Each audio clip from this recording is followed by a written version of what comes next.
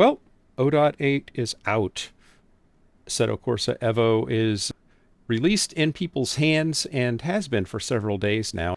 Big things are that the editing system that they enabled for modders to mod car liveries, etc., has widened in terms of providing the ability for external livery creation and the arrival of multiplayer support for those liveries. So it's now no longer contained in a box, which is one of the things that I called out in my last video as something I thought was kind of interesting. This is the next level of support, and now we can share those liveries and deliver them in game, which is kind of fun. There's also a comprehensive VR overhaul. And this is important because that's one of the big criticisms a lot of people have made against EVO and where it is currently, especially in 2026, when VR is such a prominent factor in sim racing specifically. Now they've actually done a lot of work in the performance and in the configuration for VR. Now, I'm not a VR user myself, so I can't actually demonstrate and showcase it, but I've seen others that have, and it looks actually quite good. It's a good step forward in that they're focusing on the performance and capabilities around VR to make that accessible, make that capability something that people that really love and care about it can bring into their EVO experience, which, quite frankly, I think that a lot of people that are VR enthusiasts were probably holding back on looking at EVO until VR support was present. And now they can get over that hurdle and can jump in and start contributing their feedback on how it performs. I've also released some new content, 2 KTM cars and a Volkswagen car that is a performance hatch all-wheel drive. Let's take a look at those cars now. The first new car is the KTM X-Bow GT2. This is an interesting car in that it's relatively mild-mannered for a GT2 car. It's a lot of fun to drive, and it's just got a lot of control at your fingertips. It doesn't feel like it wants to escape from you very often.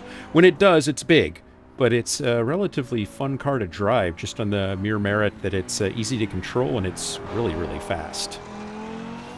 The KTM X-Bow GT4, this is an interesting car in that it's actually scarier to drive than the GT2 is. It's a lot of fun though. I definitely found that under braking, it was a tad over dramatic and it was a little pointier than I thought maybe it should be, but then I've had rough experience with GT4s in general, so it may just be me. The last car in this pack is the Volkswagen Golf 8R. The Volkswagen is a fun car. This is the performance model of the GTI, and it's all-wheel drive. A lot of fun, actually, to drive. And I guess the primary reason for that is that I like the car. Of course, the track that we're driving around today for demoing all of these cars is Kyalami. Kyalami is a South African track that was actually built in 1961, and it's an interesting track. It's 4.5 kilometers in length, and it's been well regarded in Assetto Corsa Competizione and other titles historically. They actually used it as an F1 circuit from its very beginnings in 1961 through to 1985, when the boycotts against South Africa, specifically around apartheid, were in effect, and F1 walked away from them. I believe that they are in conversation right now to reinvigorate F1 in South Africa, and Kyalami would certainly play a part in that future. So that's some of the new content. Now, I encourage you to look at the full release notes, but some other highlights that are kind of interesting. They've improved some physics and handling, gameplay, multiplayer stability has been a big focus, so they're making that experience a little bit better. And they've improved the graphics, audio, UI, general stability. I've not done any multiplayer yet, so that's what I thought I'd do today. I'm gonna jump into a GT race and see how multiplayer behaves. My first ever Assetto Corsa EVO race. So first of all, where is multiplayer racing? Well, if you go to the drive menu and you click on it, you have single player, multiplayer. If you click on multiplayer, you get several options here. So if I go to the daily racing portal and I click on this, what this does is it opens up a web browser window to SimGrid. And if you have not already done so, you'll need to associate your Steam account with a SimGrid account so that you can actually see the daily races. And here's where we can actually see available races for the day. We can see all events for today and when the next races are coming up. And we can also dig into these a little bit more deeply. So I can go to GT Trophy, drill into this,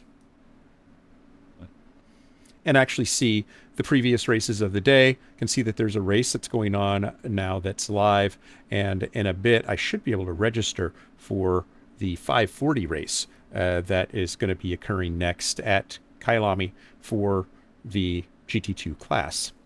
So I think I can register for this. Let's see.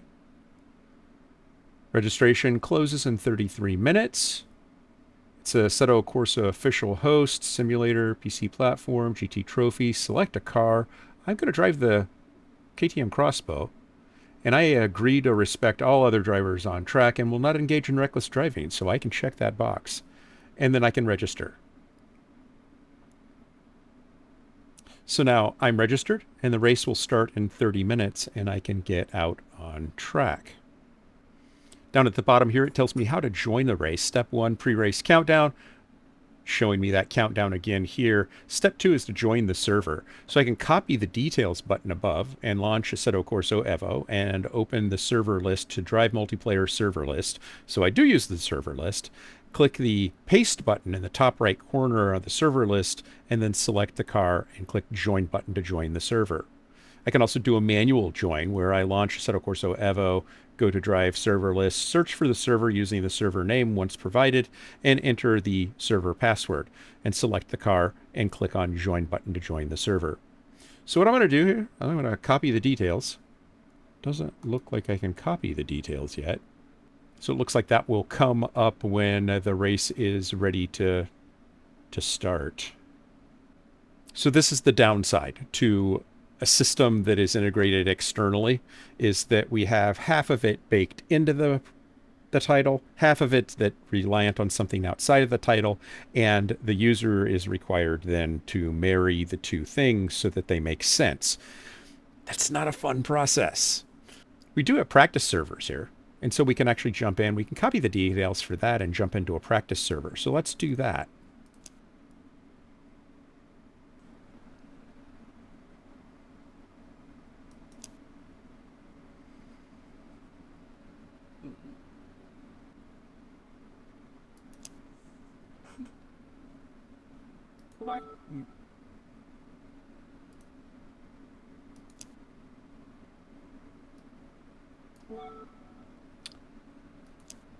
Well, that's not a good experience. So there is something on the Discord server saying EVO server issue. We're currently investigating an issue in which drivers receive a content unavailable error when trying to join a server. The issue is affecting servers intermittently and the cause has not yet been identified. We've been able to replicate this issue locally, and the team is currently working on resolving the issue. Until then, we apologize if you're not able to join a race you've registered for on acevo.gg. Well, that's just disappointing.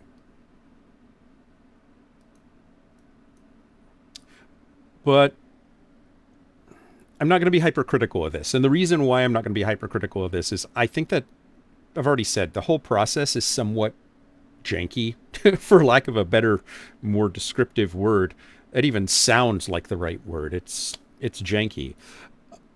But because it's so janky, it's not integrated, it's not tied wholly together, it's very brittle and it can break. And so we have to be understanding. We are still in early access.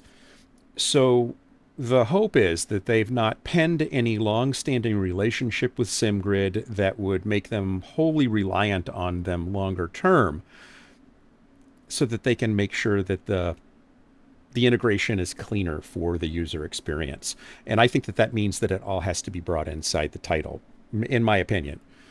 Although, if it can't be, then it just needs to be less brittle, because that's frustrating for any user to try to click and join a server, want to race, want to drive. I'm excited, and I'm not going to be able to. And that's disappointing. we'll hold out hope. We'll try to join the race when it gets a little bit closer and see what we get.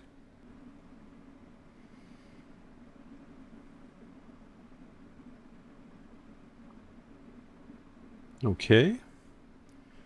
So we can copy details now and go back into our game, paste that in, click join, content unavailable, blast it. So that means that not going to be able to race, which is unfortunate. But again, like I said, it's hard to hold this against them. We'll try again some other time. But again, early access has its downsides, and this is one of those downsides, is that things don't always work as smoothly as we would like. I don't like the disjointed aspects of the multiplayer racing. I don't like that it's the co-joining of two different systems. I think that that is problematic from a system standpoint and end user confusion standpoint. It's not incredibly straightforward, and it's got some problems, obviously. We'll keep an eye on this, and we'll come back maybe next week sometime and try a race and maybe have better luck. Thanks for joining. Do appreciate you coming along for the ride, and I hope you all join me for the next one. Until then, bye now.